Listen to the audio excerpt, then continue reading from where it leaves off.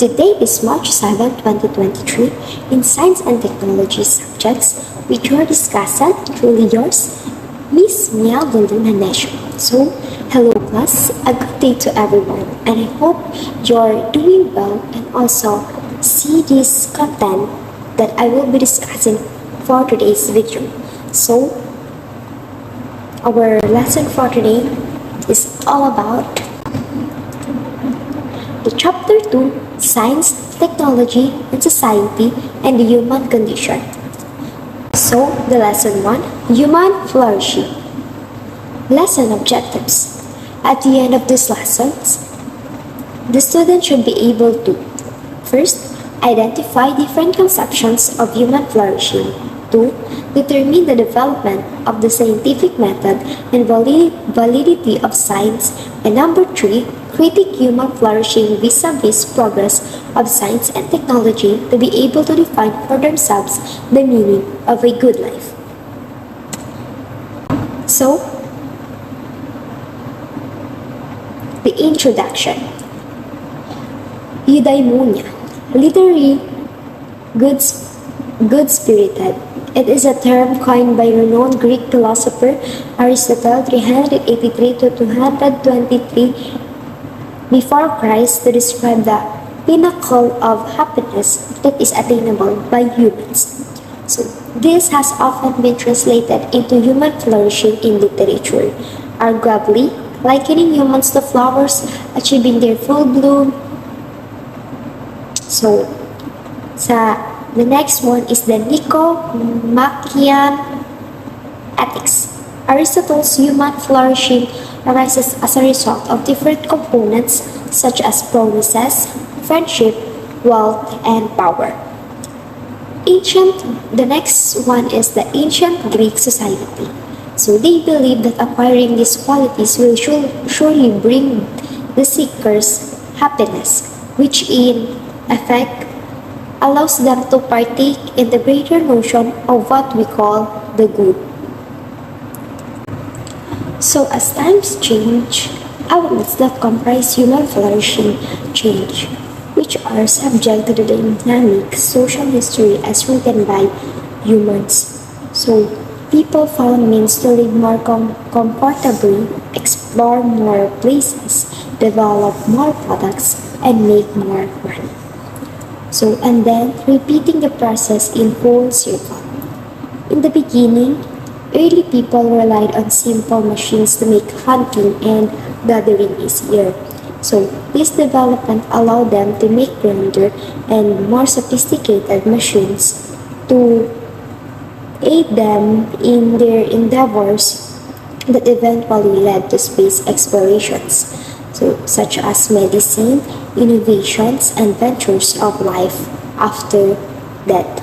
So our concept of human flourishing today proves to be different from what Aristotle originally perceived then.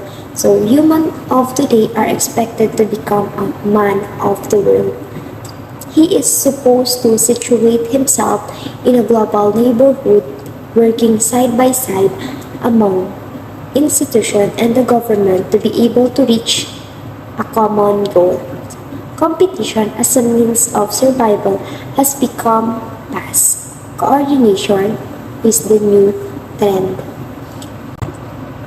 So, interestingly, there exists a discrepancy between Eastern and Western conception regarding society and human flourishing. It has been observed that Western civilization tends to be more focused on the individual, while those from the East are more community-centric. Human flourishing as an end then is primarily more of a concern for Western civilization over Eastern ones. This is not to discredit our kinsfolk from the East. Perhaps in their view, community takes the highest regard that the individual should sacrifice himself for the sake of the society. This is apparent in the Chinese Confucian system or the Japanese Bushido, both of which view the whole as greater than their components. The Chinese and Japanese encourage studies of literature, science, and art, not entirely for oneself but in service of a greater cause. So the Greek Aristotelian view, on the other hand, aims for eudaimonia as the ultimate good. There is no indication whatsoever that Aristotle entailed it instrumental to achieve some other goals. So perhaps a person who has achieved such state would want to serve the community, but that is brought upon through deliberation based on his values rather than his belief that the state is greater than him, and thus is only appropriate that he should recognize it as a higher entity worthy of service. Nevertheless, such stereotypes cannot be said to be true given the current stance of globalization. Flourishing borders allow people full access to cultures that, as a result, very few are able to maintain their original philosophies. It is in this regard that we would tackle human flourishing in a global perspective and as a man of the world. So, lahat naman tayo may kanya-kanyang perspectives. Pwede natin gamitin yung sarili nating philosophies na pwedeng mag-result ng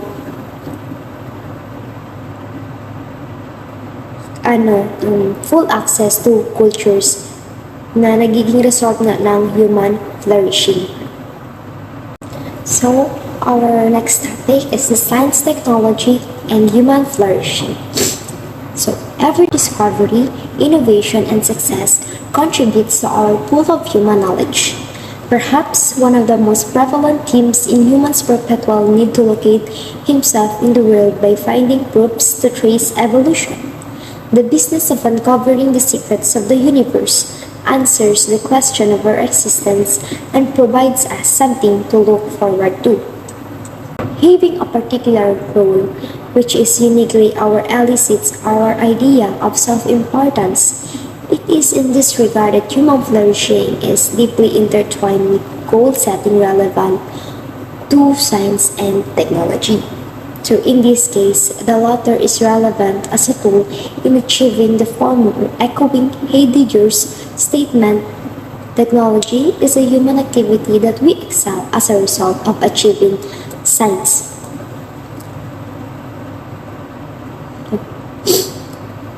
Suffice to say that the end goals of both science and technology and human flourishing are related in that the good is inherently related to the truth.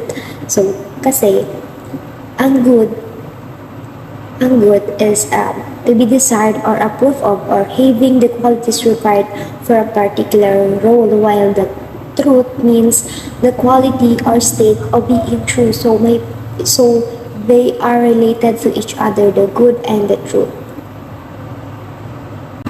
The following are two concepts about science which ventures its claims on truth: the science as methods and results.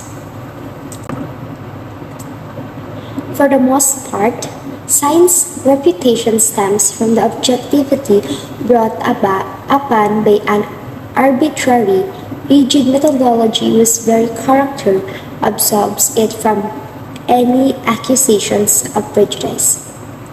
Such infamy effectively raised science in a pedestal untouchable by other institutions. Its sole claim to reason and empiricism, garnering supporters who want to defend it and its ways. In school, scientific method is introduced in the earlier part of discussions. Even though the numbers of steps varies, it presents a general idea of how to do science. So, first one is observe and determine if there are unexplained occurrences unfolding. Number two, determine the problem and identify factors involved. Number three, through past knowledge of similar instance, formulate hypotheses that could explain the said phenomenon. So ideally, the goal is to reject the null hypothesis and accept the alternative hypothesis for the study. to count as significant, so can also be separated into additional steps such as to generate prediction or to infer from past experiments. So, parang research talaga to. So, number 4, conducts experiments. So, by setting up dependent and independent variables and trying to see how independent ones affect dependent ones. Number 5, gather and analyze. So, results throughout and upon culmination of the experiment. Examine if the data gathered are significant enough to conclude results. Number 6, formulate conclusions and provide recommendation in case others would want to broaden the study. So, talagang research talaga siya.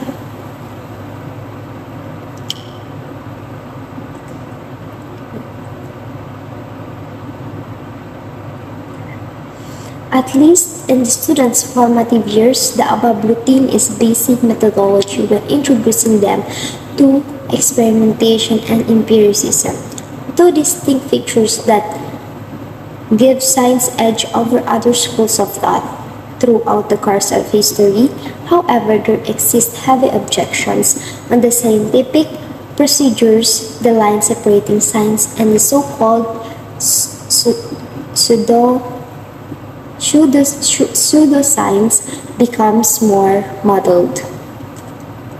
So our next topic is the verification theory. So the earliest criterion that distinguishes philosophy and science is verification theory. The idea proposes that a discipline is science if it can be confirmed or interpreted in the event of an alternative hypothesis being accepted. So in that regard, said theory gives premium to empiricism and only takes into account those results which are measurable experiments which are repeatable. This was exposed by a movement in the early 20th century called the Vienna Circle, a group of scholars who believed that only those which can be observed should be regarded as meaningful and reject those which cannot be directly assessed as meaningless. Initially, this proved to be attractive due to general consensus from people which happened to see for themselves how the experiment occurred, solidifying its validity and garner supporters from esteemed features. Its shortcomings, however, proved to be a somewhat too risky several body theories that lack empirical results might be shut down prematurely, causing slower innovation and punishing ingenuity of newer novel thoughts. Celebrated discoveries in physics, for instance, are initially theorized without proper acknowledgement of their beings. Einstein's theory on the existence of gravitational waves would, following this thought, be dismissed due to lack of evidence almost 100 years ago.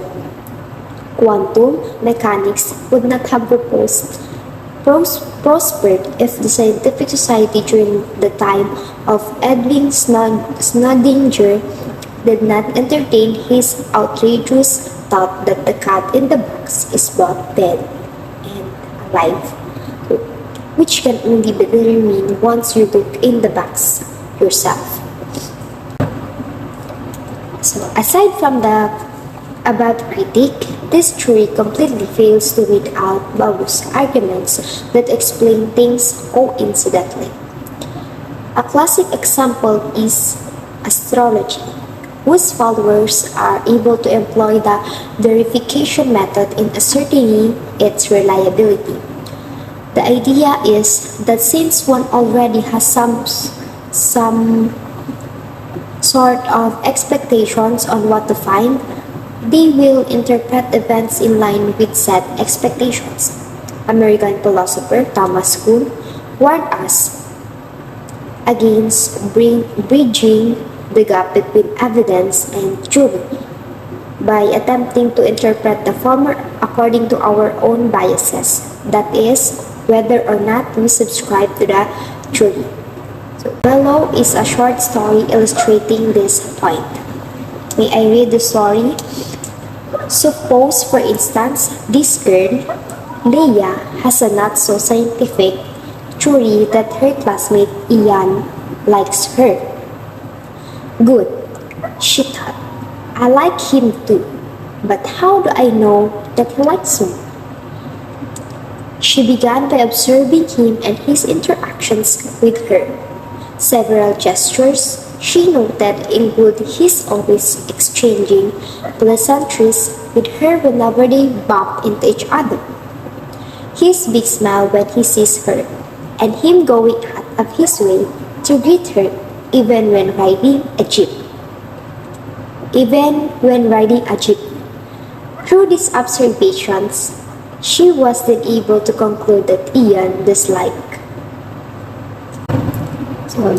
Through these observations, she was then able to conclude that Ian does like her because she thought, why would anyone do something like that for a person he does not like? Tama nga naman. So, as it turns out, however, Ian is just generally happy to meet people he knew. He had known Leia since they were in first year and regards her as a general okay person. It is no surprise then that upon learning that Ian basically does this to everyone, Leia was crushed. She vowed to herself that she would never assume again. So, based from the story that I read, is it justified for Leia to think that Ian does not like her? So, not quite. So, the next criterion also warns us about the danger of this view. So, the next theory is the falsification theory. So, perhaps the correct prevalent methodology in science. Falsification theory asserts that as long as an ideology is not proven to be false and can be best explained a phenomenon over alternative theories, we should accept the said ideology. So, due to its hospitable character, the shift to this theory allowed emergence of theories otherwise rejected by verification theory. So, it does not promote ultimate adoption of one theory but instead encourages research in order to determine which among the theories can stand the test of falsification. The strongest one is that which is able to remain upheld amidst various tests, while being able to make particularly risky predictions about the world. So, Karl Popper is the known proponent of this view. He was notorious for stating that up-and-coming theories of the time, such as Marx's theory of social history and Sigmund Freud's psychoanalysis, are not testable and thus not falsifiable. So, and subsequently questioning their status as scientific. Albeit majority of scientists nowadays are more inclined to be Popperian in their beliefs. This theory, similar to the theory above, presents certain dangers by interpreting an otherwise independent evidence in light of their pet theory. To illustrate previously story is stated, Ian is generally everybody's friend. So, lahat daw parang nasa paligid ni Ian, friend niya. So, he likes to be around people and generally aspires to become everybody's friend. So, parang assuming talaga si Ian. So, however, there is this one girl, Leia, who seemed to not like him when he is around. Napakasungit naman ni Leia. Every time he waves at her, she turns away. And when they are in the same room, she avoids his glances. Through this, he concluded that Leia does not like him, and thus he is best to show her that he is not a threat. He began greeting her whenever they passed by each other at the corridor, even going so far as calling her attention when he was in the jeepney and saw her walking past. When they are able to talk to each other, he found out that Leia is just really shy and is not accustomed to people greeting her. Ayan. So, yun. He then was able to conclude that his initial impression of her not liking him as a person is wrong, and thus said proposition is rejected. So, talagang mahiyain lang si Leia. So, kaya hindi niya ma-express yung feelings niya din para kay Ian. So, although there is no happy ending yet for Leia and Ian, we can thus see how in this case, falsification method is prone to the same generalization committed by the verification method. There is no known rule as to the number of instances that a theory is rejected or falsified in order for it to be set aside. So similarly, there is no assurance that observable events or evidences are indeed manifestations of a certain concept or theories. Thus, even though theoretically falsification method is more accepted, scientists are still not convinced that it should be regarded as what makes a discipline scientific. So, that's all for my report. Thank you for listening. So, see you in the next reporter. Bye!